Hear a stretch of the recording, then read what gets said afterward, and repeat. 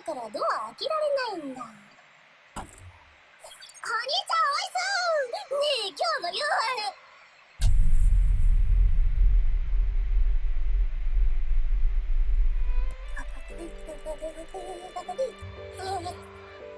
あかん。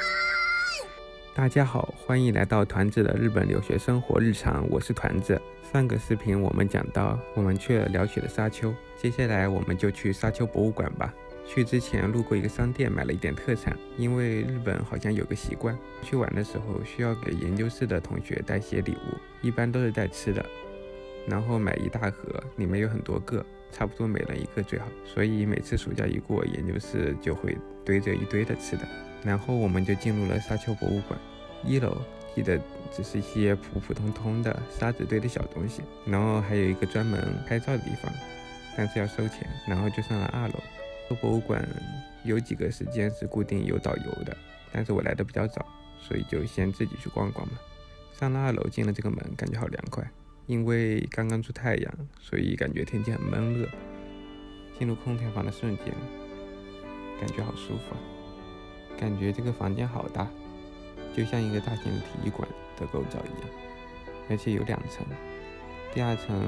是一个卖纪念品的地方，然后还有一个2边的走廊，可以从2边向下瞭望沙雕。大概给大家介绍一下这个沙雕博物馆吧。从2006年开始展示沙雕，就是由沙制成的雕塑，每年都会邀请来自海外的沙雕师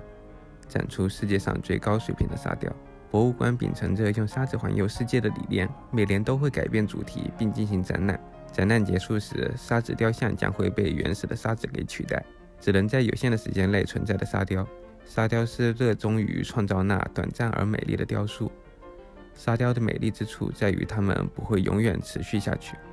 不仅仅是作品的复杂度和好看的程度，而且沙雕的故事可以在某个地方存在有限的时间，也会让您感觉到沙雕的魅力。仔细的观赏了一下，然后到处拍了拍照，就是放出来的照片就是片头那几张拍的稍微比较好看一点的。然后接下来就是导游的解说，稍微放一小段，让大家感受一下日本导游是怎么解说的，也没有日语大神可以翻译的。でこのスターモスクの特徴というのが壁一面に星型の彫刻が施されているというのがこのスターモスクの特徴でもあります。でこのスターモスクの近くにはですね大きな噴水もあるそうなんですけども、その噴水っていうのも同じようにですねちょっと彫刻しているんですけども、星型の形をしていることで有名です。でこの作品ではですねたくさんの人がこの街を行き交う様子を作ってるんですけども、このスターモスクがありますバングラデシュという国は人口の密集国としても知られておりますので、この里の作品ではその街を行き交う人たち、大勢の行き交う人たちの様子と、あとスターモスクに。谢谢大家观看。